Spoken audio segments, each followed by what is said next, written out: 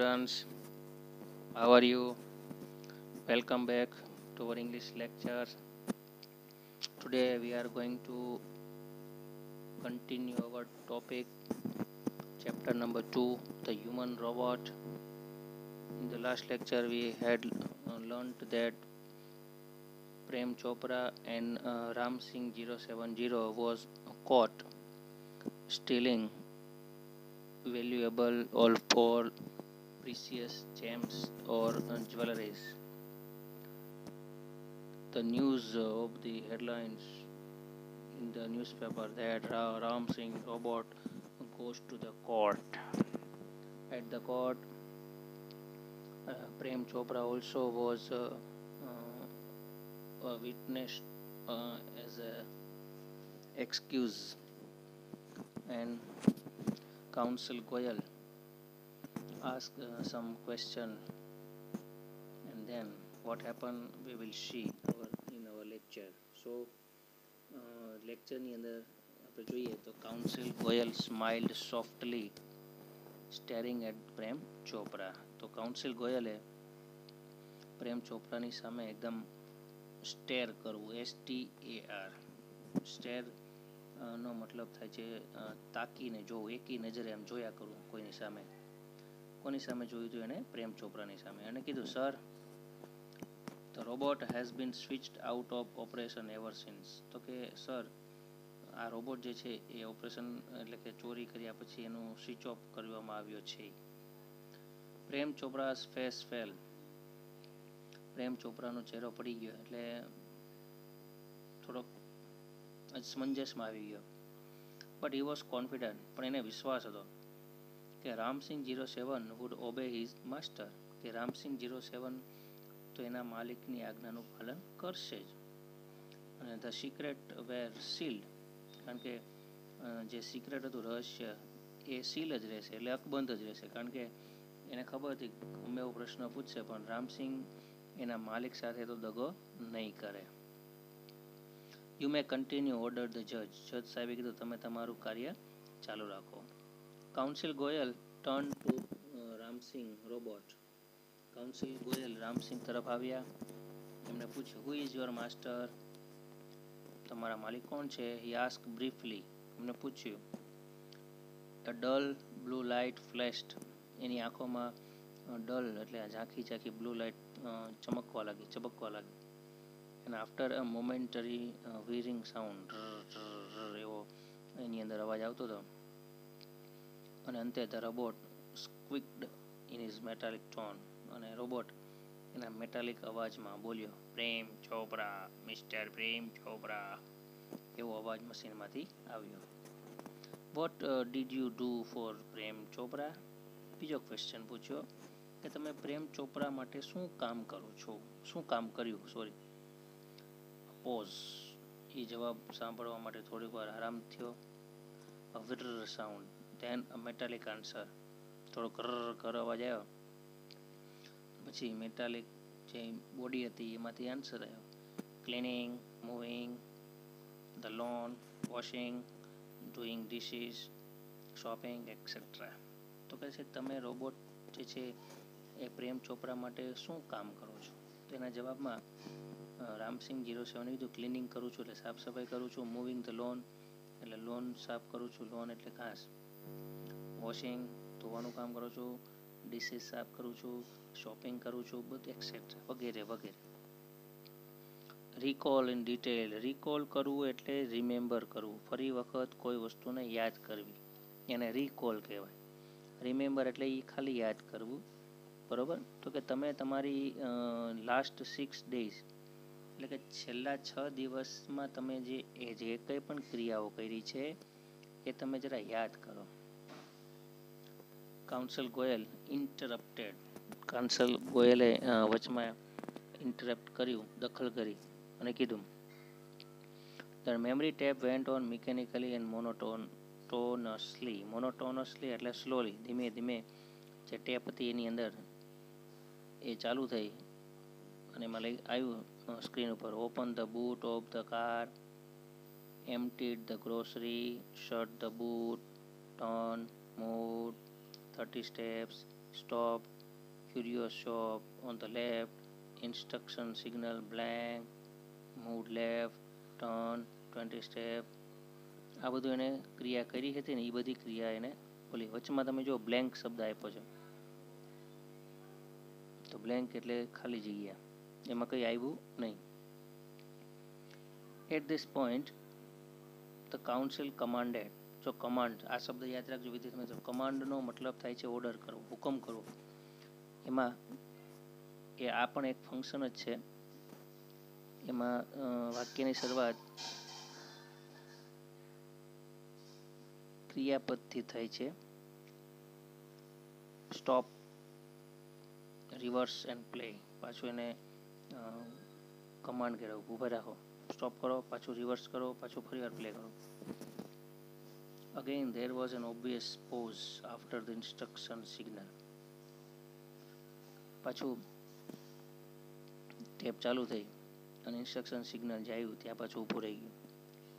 Council Goyal stop the tape. Counsel ગોયલે ટેપને stop કરી. Notice the pause your honour. તમને જ્યાં પોઝ આવ્યું છે યોર ઓનર, ત્યાં તમે નોટિસ કર્યું હશે, ધ્યાન આપ્યું હશે કે સમ એક્શન ઇઝ નોટ રિવીલ્ડ. એમાંની એકાદ એક્શનનું, થોડીક એક્શનનું જે છે ને એ બતાવતું નથી. એટલે જે એક્શનમાં ચોરી થઈ હતી ને એ એક્શન જ નથી બતાવતું, બાકી બધું બતાવે છે. What were those instructions. એમાં કઈ કઈ ઇન્સ્ટ્રક્શન્સ આપવામાં આવી હતી. Who gave these instructions. આ સૂચનાઓ કોણે આપી હતી. એ રિક્વેસ્ટેડ રામસિંગ 070. રામસિંગ પાછો ક્વેશ્ચન પૂછ્યો કે આ બધું કોણે કર્યું હતું, કોણે તમને ઇન્સ્ટ્રક્શન આપી હતી. Information not to be revealed he responded. એમાં એવું લખેલું આવ્યું કે માહિતી આપવામાં નહીં આવે. તો કાઉન્સિલ ગોયલે પૂછ્યું બટ વાય, શા માટે. તો robots do not disobey masters. Robot એના માલિક સાથે દગો કરતા નથી. Several people who have suffered losses will be harmed. તો કાઉન્સિલ ગોયલે સમજાવ્યા કે જો તમે જવાબ નહીં આપો તો ઘણા બધા દુકાનદારો જે તમારી લૂંટના ભોગ બન્યા છે એમને નુકસાન થશે ને. If this instructions are not reported. What were those instructions. એ સૂચનાઓ શું હતી. કાઉન્સિલ એટલે જો કાઉન્સમાં આપ્યું છે લોયર, એ એકબીજાના સિનોનિમ્સ કહેવામાં આવે છે. વિદ્યાર્થી મિત્રો ખાસ અંડરલાઇન કરજો. કાઉન્સિલ ગોયલ પરસ્યુએડેડ. પરસ્યુએડેડનો મતલબ આજીજી કરવી. ખૂબ જોરથી રિક્વેસ્ટ કરી તમે નામ જણાવી દો, કારણ કે તમારા હિસાબે બિચારા જે ચોરી થઈ છે જેને ત્યાં, તો એ તો બધાને નુકસાન જ થાય છે ને. Robots do not harm people. Ramsingh 070 responded mechanically. રામસિંગે જવાબ આપ્યો કે રોબોટ પોતાના માલિક કોઈને પણ નુકસાન કરતા નથી. Many people have suffered. Council ગોયલે કીધું તમે જવાબ આપો, ઘણા બધા લોકો બિચારા હેરાન થાય છે, પીડાય છે. સ્પીકઅપ રામસિંગ 07. તમે જલ્દીથી જવાબ આપો.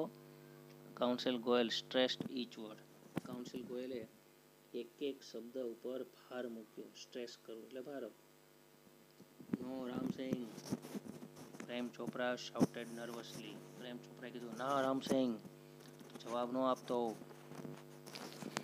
બટ ધ જજ વોન કીપ ક્વાઇટ. અને જજ સાહેબે કીધું પ્રેમ ચોપરાને કે તમે શાંતિ રાખો. Come on Ramsingh 070. ધ જજ sad.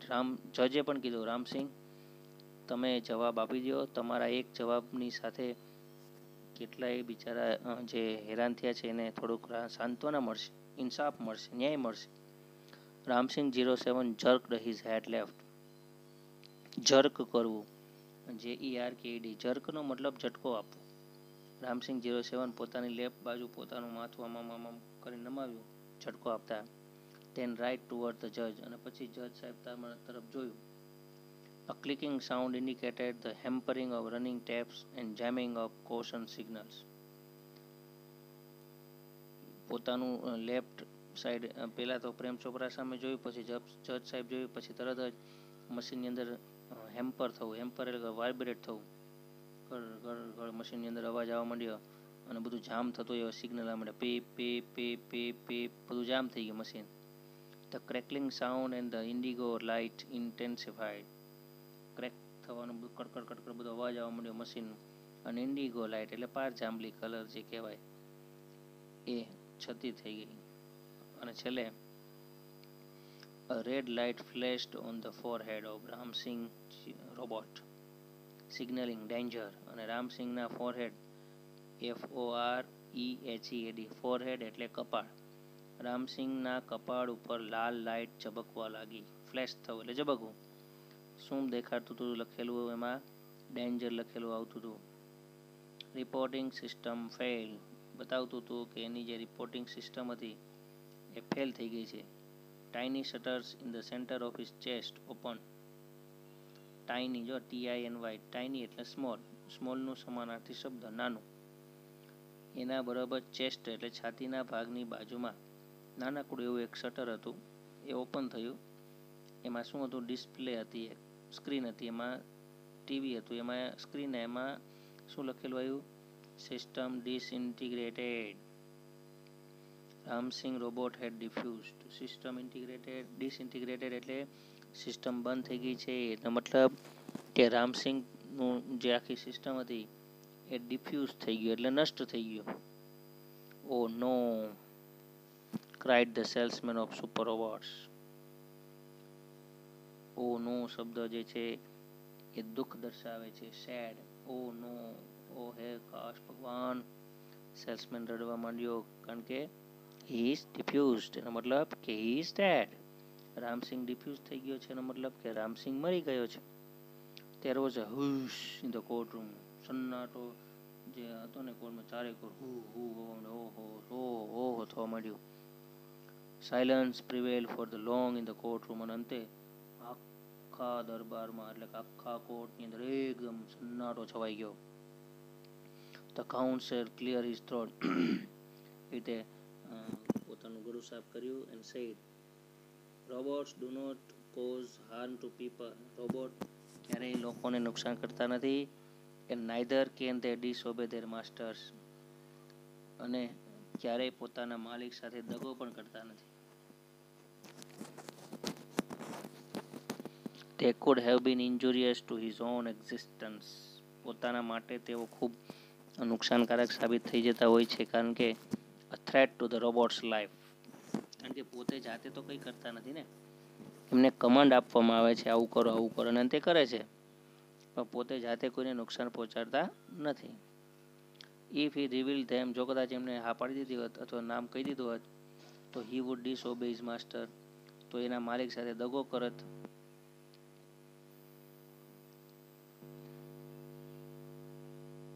If he did not, અને જો કદાચ એ ન જણાવે તો હી વુડ હાર્મ અધર્સ, તો એ લોકોને નુકસાન કરત.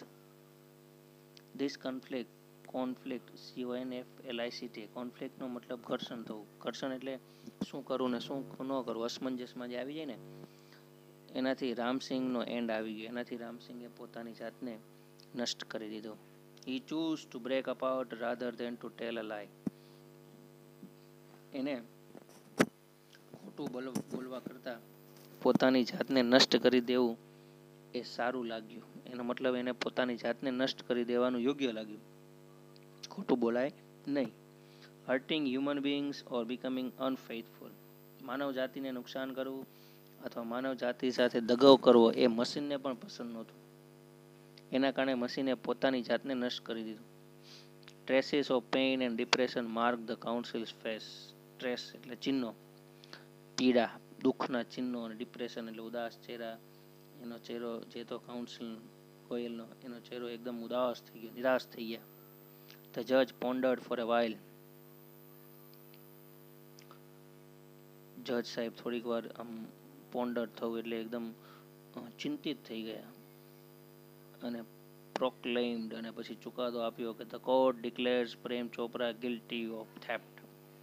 જો માણસ દગો કરે છે, મશીન ક્યારેય દગો નથી કરતો. વિદ્યાર્થી મિત્રો, માનવ છે ને, માનવ જાતિ એ ખરેખર સમજવા જેવી છે અને અઘરી જાતિ છે. એમાં હું પણ આવી જાઉં, તમે પણ આવી જાઓ. મશીન ક્યારેય કોઈ દિવસ દગો નથી કરતું.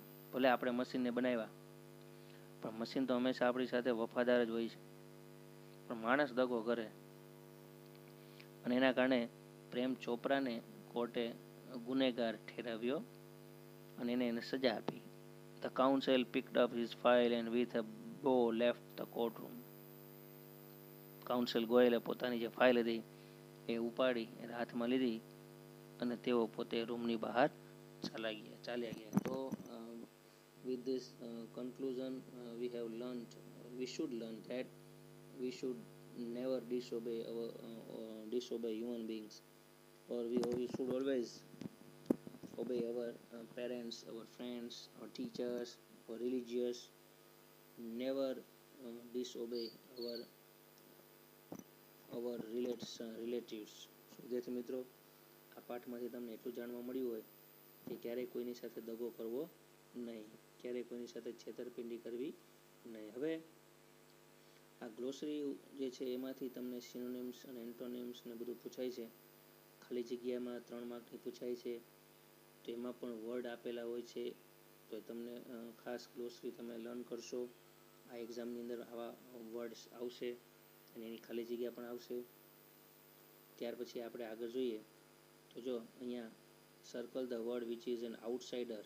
આઉટસાઇડર એટલે 4 શબ્દો છે, એમાંથી એક શબ્દ બહારનો એટલે અલગ છે, બાકીના 3 સરખા છે. જેમ કે જો જનરસ છે, ક્રુઅલ છે, કાઇન્ડ અને લિબરલ. આ 4માંથી ક્રુઅલ શબ્દોનો મતલબ ખાટકી થાય છે અને બાકીના 3 શબ્દોનો મતલબ ઉદાર થાય છે. ત્યાર પછી ફંક્શન છે, એક્ટ છે, પ્લાન છે અને વર્ક. તો આ ત્રણેયમાંથી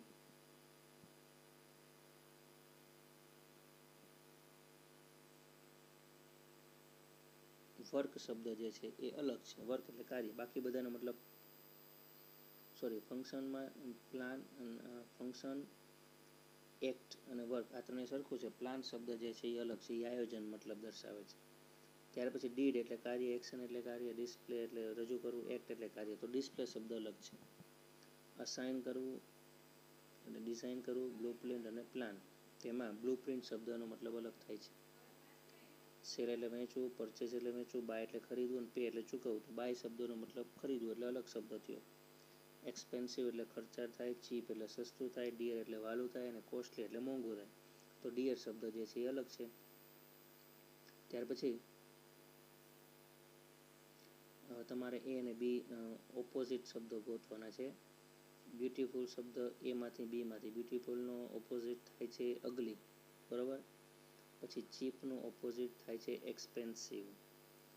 આ બધું તમે નોટ કરતા રહેજો. પછી એક્ઝામની અંદર પૂછાય પણ ત્યારે પ્રશ્ન એમ ન થાય કે આવું તો ક્યારે આપણે કરાવ્યું નહોતું કે આવ્યું નહોતું. પણ તમે વિડીયો વારંવાર રિપીટ કરજો અને તમે ધ્યાન રાખજો વિદ્યાર્થી મિત્રો. ખાસ ટેક્સ્ટબુકની અંદર આ બધી એક્સરસાઇઝ તમારે નોટ કરવાની છે ફરજિયાત, કારણ કે સ્વાપોથીમાં પણ આવી જ એક્સરસાઇઝો આવે છે. ઇન્ટરેસ્ટિંગ હોય તો બોરિંગ, રિલેક્સિંગ હોય તો સ્ટ્રેસફુલ, રોંગ હોય તો રાઇટ અને એફિશિયન્ટ હોય તો ઇનએફિશિયન્ટ, બરોબર.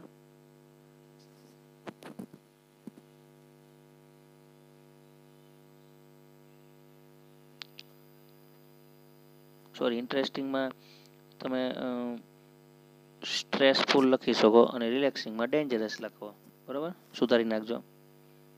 ત્યાર પછી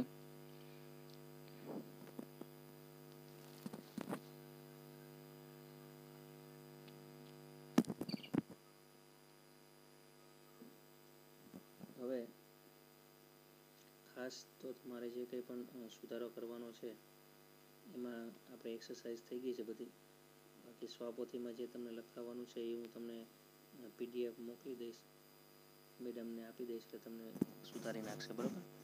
જે MCQ એક્શન જે છે એ ખાસ જો. What kind of robots are not made by the super robot plaza. તો એમાં રોબરી આવશે. રોબરી માટે એ બનાવતું નથી. What will Ramsingh do according to robotics. શું કરે છે? ફોલો ધ કમાન્ડ, બરોબર. પછી પ્રેમ ચોપરા વોઝ અરેસ્ટેડ. એને કેમ અરેસ્ટ કરવામાં આવ્યો? કારણ કે he was the owner of the robot. માલિક હતો એટલે જ અરેસ્ટ કરવામાં આવ્યો ને.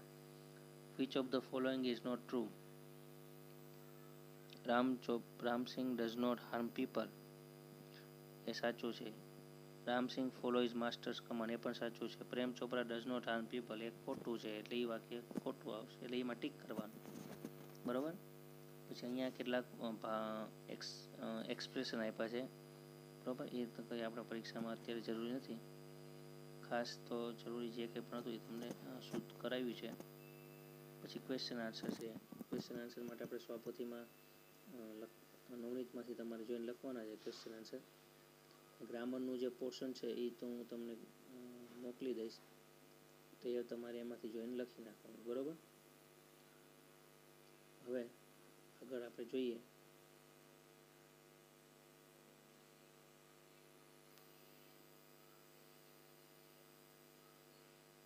તો અહીંયા ખાસ જુઓ તમે વિદ્યાર્થી મિત્રો, રીડ ધ સિચ્યુએશન.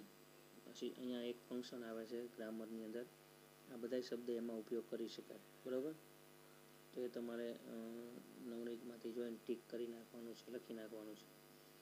પછી L.4 પણ તમારે ટીક લખી નાખવાનું છે નવનીતમાંથી જોઈને. બરાબર.